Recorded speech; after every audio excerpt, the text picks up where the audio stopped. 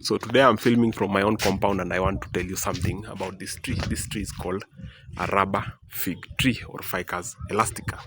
So it is not the tree that gives us the rubber that you see in your tires or in your latex gloves.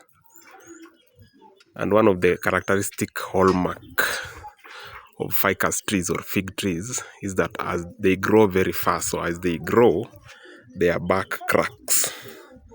So you'll always be able to see cracking along the back. The other one is that it produces latex when injured.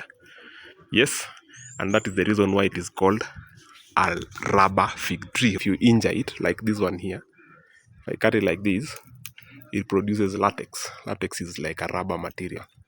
Here is the rubber material itself. You can see. So it's like milk. The third characteristic of this tree is the reason why I filmed today and is the reason for this video, is that the tree, if grown in its native area, looks very different from when it grows here. This is a dry and hot and windy equatorial climate. So when it grows in maybe coastal areas or very rainy and humid areas, it produces aerial roots, and those aerial roots will drop from the stem going down. And when they touch the ground, yes, they go into the ground just like normal roots would, and the root that has dropped into the ground will form a stem, a separate stem from the main stem. So the tree will have multiple roots going to the ground and forming a complex stem structure. So it looks very different in humid areas from how it will look here. And but now where this tree grows natively, meaning where it first grew ever on planet Earth, is a region in India called Meghalaya. If you have ever heard of it, Meghalaya. So it is a very rainy region of India. In fact, it's the most rainy place on Earth. The only other place that comes close to its raininess is Seattle in USA, or Oregon, Pacific Northwest. So why am I showing you this tree? So there's a very interesting story I want to tell you about this tree. So the interesting story is those people from a very ancient time found a very good use for this tree. And they use the tree to make structures called living bridges. So living root bridges. So those people, the native people of Meghalaya, will not allow the root to touch the ground where the tree is standing. So they'll stretch the root all the way to the other side of the river and ground it there.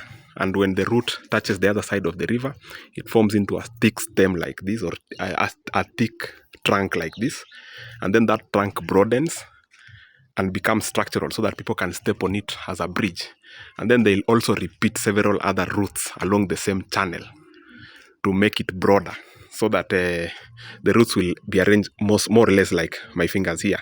So they are close to each other, and then when they thicken, they join together to form a very strong bridge. So this tree, much as it is an ornamental tree in my compound here, in its native land of Meghalaya, because of different climatic conditions from the ones I face here, is used to create a living bridge. So a lot of people may say that this tree is native to Africa, and I understand why they say so.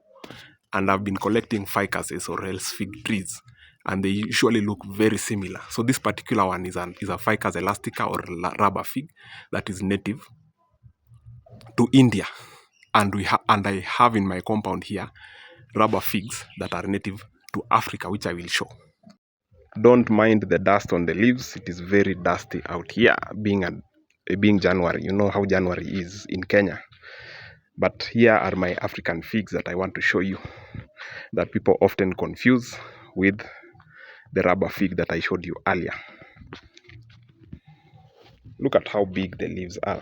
This is my hand, and this is the leaf. These are my African figs that I've potted them because I don't have room for them on the ground. Thank you for your attention.